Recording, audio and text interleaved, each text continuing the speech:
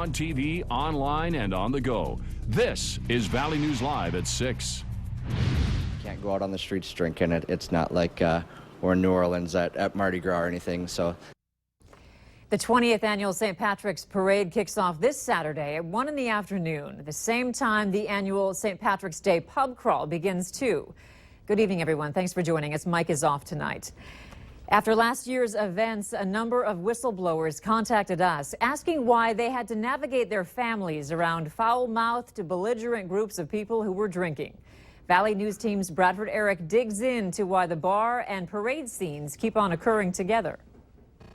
Everybody's Irish on St. Patrick's Day. We're going to have some amateurs drinking, and there have been a few issues, and we took some heat last year. Brian Quigley loves his Irish heritage, so much so that 20 years ago he helped bring the first St. Patrick's Day parade to town. So we didn't think we'd see number two the way things started. We had a rough start. But his parade is not affiliated with the pub crawl, especially after some issues last year. I mean, I'm going to say this, the amateurs get a head start, and you know, most people behave themselves, but there's a few folks that don't. And so we took some heat off that. And so why do we need to have a family-friendly parade at the same time as a pub crawl, especially when they estimated near 10,000 people last year were downtown? What would you tell to a mom and pushing a stroller with their kids who has to navigate around a group of people staggering down the street? sure. You know, I kind of relate it to the street fair. You know, we do the street fair downtown, and the bars are open at that time. It's kind of the same general concept. The old Broadway is the final stop for the pub crawl. PJ Smith says downtown is a place for all people of all ages, and people just need to be responsible. Brian Quigley said the same thing. Crawlers don't cuss up a storm in front of a family, and parade watchers share the sidewalk with the pub crawlers. Bradford Eric, Valley News Live. The Link FM bus will be running at 7-minute intervals for most of the day on Saturday between Fargo and Moorhead. We also have a statement from Radio FM Media, the organization helping organize the pub crawl. To read that and some additional information about this weekend's events, go to valleynewslive.com and click on this story. After a cool and cloudy start, we've got a pleasant evening out there. Some area parks even opened their gates and let people in to enjoy the weather.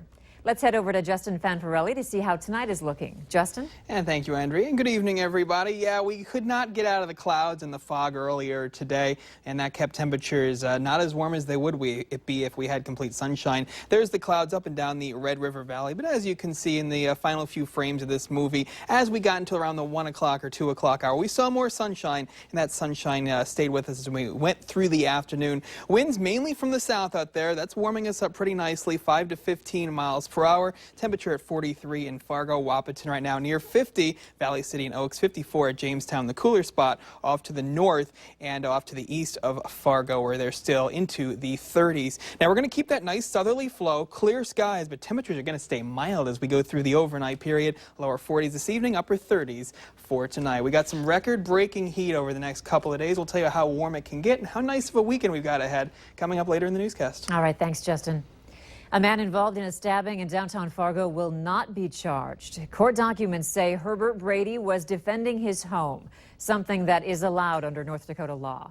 Court documents also say that Brady's neighbor believed he owed him money, so he confronted Brady about it. Brady told police that his neighbor punched him, and that's when he stabbed the neighbor several times. Fargo police have identified the 6 people arrested in a South Fargo drug bust.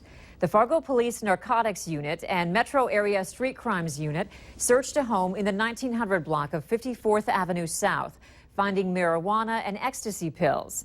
As a result, Marvin Berry Jr., Marlo Bell, Mandy Schroeder, Tiana Schroeder, Mercedes Clark, and D'Angelo Murdaugh were arrested. According to police, one of the more serious charges they could face is intent to distribute within 1,000 feet of a school. We have new information for you on a story we brought you yesterday. Fargo Public Schools tells us that next year's budget will be tight. A letter was sent out from Superintendent Jeffrey Schatz to Fargo school staff. He mentions recent media organizations are reporting that the district is in a budget deficit. We spoke with the business manager of the district, Brock Leitz, who says the district is not in panic mode regarding this year's budget. However, he says next year's budget will be tighter because there's a frozen property tax based on the mill levy not being approved. The The slumping ag and oil economies in North Dakota have left a $1 billion shortfall. It has also left its universities scrambling to implement budget cuts. The governor has ordered state agencies to cut their budgets by 4%. It all means big cuts at the state universities. Interim UND President Ed Schaefer has asked all departments to present him with a plan to operate on $9 million fewer dollars. Schaefer says the budget shortfall will not fall on the backs of students. We don't want any impact on students, so we're not going to look at raising tuition or raising fees to take care of this. We're approaching it to say we want to, we want to keep our family intact here as much as we can. There are no specifics yet on whether cuts will include staff or programs. Schaefer is expected to get lists of priorities from each department by the end of the month and start making the cuts in April. Reviewing restaurants, products, and professors online is common. You can let others know what you think. But how would you feel if people were reviewing you? The People app is being described as Yelp for humans. You can rate coworkers, neighbors, landlords, or even people you have dated. In October, some people were outraged at the idea, saying it could ruin their lives. This week, the app was launched, but with some changes.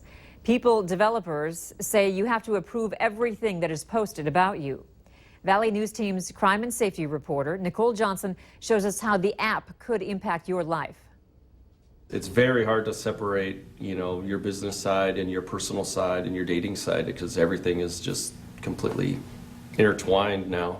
App developer Bill Burgess says he would never create something like People, saying it's too dangerous. There's already so much bullying going on the internet through Facebook and Twitter and all these other outlets that it's just, you're basically inviting it. Currently, if someone reviews you on the app, you have the ability to hide that. But Burgess says it sounds like there's a new feature coming soon, where if you pay, you can see all reviews, even hidden ones. You read the terms and services, they basically own everything that goes into the app, which means you don't get a say on what happens after that. Developers of People made it clear on their website they want this app to be a positive experience. However, reviews on the app say otherwise. Some people you're just like, well, you're not going to get a job. I showed the app to Christy Gustafson. She hires a lot of people. I might just look at it to see, but the opinions of others are always a little skeptical at times. So you take it with a grain of salt? Yes. She says it sounds like a good thing that the tables have turned and anyone can review anyone. We live in a dangerous world. That's true, right? A restaurant can have one bad thing happen and no one wants to go there. I mean, it is what it is. You have to take it all with a grain of salt. While good things said about you can help you in a positive way, if people are bullying you or targeting you or saying bad things about you, it's going to have the opposite effect and it's going to hurt you really bad. Even if the app doesn't take off, Burgess wants the real problem to be solved: online bullying. Nicole Johnson, Valley News Live. We want to know what you think about the app People. Log on to our Valley News Live Facebook page and join the conversation.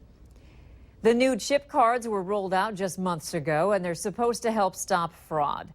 But did you know your card won't stop fraud if you shop online? A local financial expert says in the next few years, people will see a decrease in fraud with card duplication, like from skimmers, and an increase in online fraud. The reason? The new cards are designed to stop counterfeiting. For online fraud, all people need is your card number, expiration date, and CVV code. A local expert says it's important for people to protect their computers and phones with malware and antivirus protection. Anyone that goes and shops online without that protection is stark naked in a cold wind. Fisher says people's information can still be compromised if they use their magnetic strip at businesses. Are you reading? Are you ready for spring gardening? We have some pointers for you later on Valley News Live at 6. And the sun we got later on in the afternoon got temperatures to 44 degrees in Fargo today, 11 degrees above normal. But we are going to see temperatures skyrocket as we start the weekend. More details coming up.